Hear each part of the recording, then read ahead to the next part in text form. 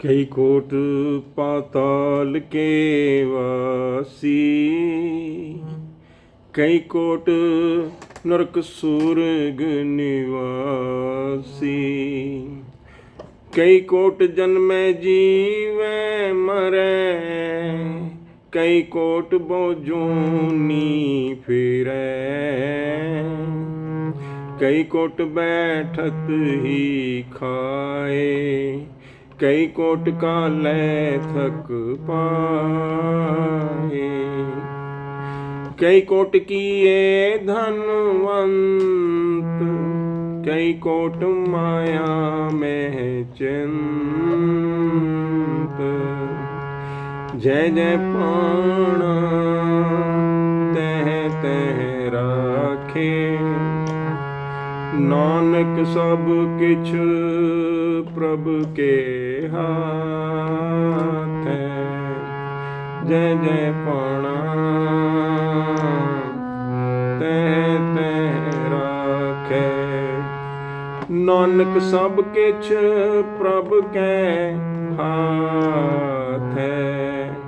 कई कोट पाताल के वासी, कई कोट नरक सुरग निवासी, कई कोट जन्मे जीवे मरे, कई कोट बोजोनी फिरे, कई कोट बैठत ही खाए, कई कोट काले थक पाए, कई कोट किए धनवंत, कई कोट माया में चिंत, जह जह पाणा तह तह राखे, नानक सब किछ प्रभु के हाथ है।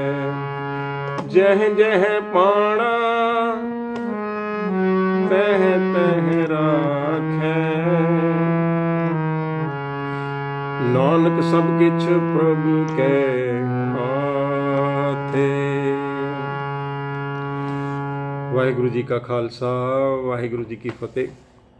कीर्तन कथा की श्रृंखला में आपका स्वागत है। हरि जस गायन करते हुए, हरि नाम गुण गायन करते हुए गुरु जी उपदेश करते हैं।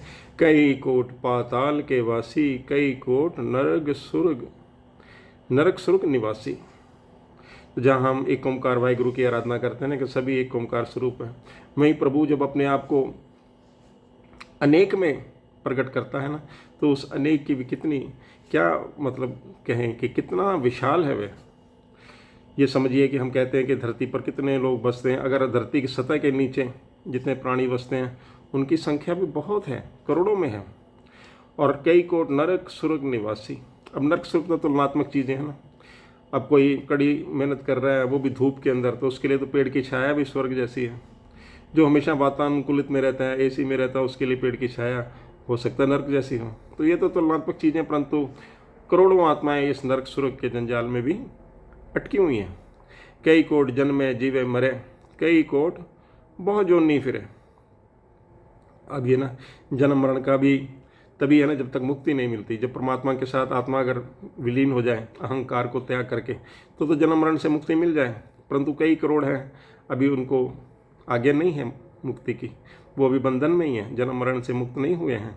कई कोट बहुत योनि फिरे। अब जैसे आत्मा की चेतना का जो स्तर होता है ना, उसी हिसाब से, अब जैसे कि मान लो फिलहाल इंसान की रूप में है इंसान, पर वो कुत्ते जितना लालची है और उसकी सारा मतलब वैसा ही है, तो कौन जानता है उसको फिर कुत्ते की उसी में अपना समय निकालना पड़े, उसी आत्मा को, उस आत्मा की मुक्ति ना हो पाए।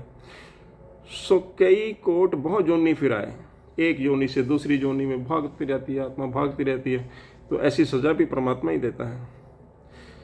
कई कोट बैठे दिखाए, कई कोट काले थक पाए।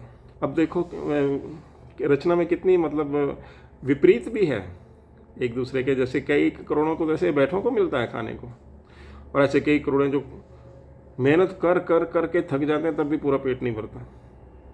कई कोट किए धनवंत, कई कोट माया में चिंत। कईयों को तो इतना धन दिया है कि बस क्या बताएं। कई करोड़ ऐसे हैं जो बस दिन रात माया की चिंता में रहते हैं, कैसे अगले अगले खाने का प्रबंध हो, कहाँ से 2 पैसे मिल जाएं, ऐसे भी करोड़ों हैं। सो इतनी विभिन्नता है परमात्मा की रचना में। जय जय पाणा तय तय राखे, नानक सब किछ प्रभ के हाथे। अब एक ओंकार स्वरूप है, उसी ने अपना अनेक रूप प्रकट किया है। तो जब उसी ने प्रकट किया है तो जहाँ जहाँ उसकी इच्छा है वहाँ वहाँ वो अपने अपने को अलग अलग किरदारों में रखता है। जय जय पाणा तय तय राखे, नानक सब किछ प्रभ के हाथ है, क्योंकि कर्ता पुरुष वही एक है, एक ओंकार वाहिगुरु। नानक सब किछ प्रभ के हाथ है, उसने अपनी रचना बनाई है, ये उसका खेल है। किसी को तो जन्म मरणों में स्वर्ग नरक के जंजाल में डाला हुआ है, किसी को माया में अंधा कर रखा है, और किसी को माया की चिंता में परेशान किया हुआ है। और ये सब प्रभु की रचना है, जहाँ प्रभु की इच्छा होती है। और जब प्रभु की इच्छा होती है तब आशीर्वाद प्राप्त होता है, और सारे अहंकार को त्याग करके इंसान को दर्शन होते हैं प्रभु के, और आत्मा परमात्मा में विलीन भी होती है।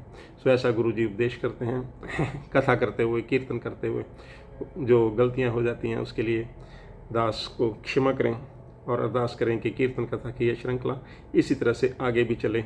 वाहिगुरु जी का खालसा, वाहिगुरु जी की फतेह।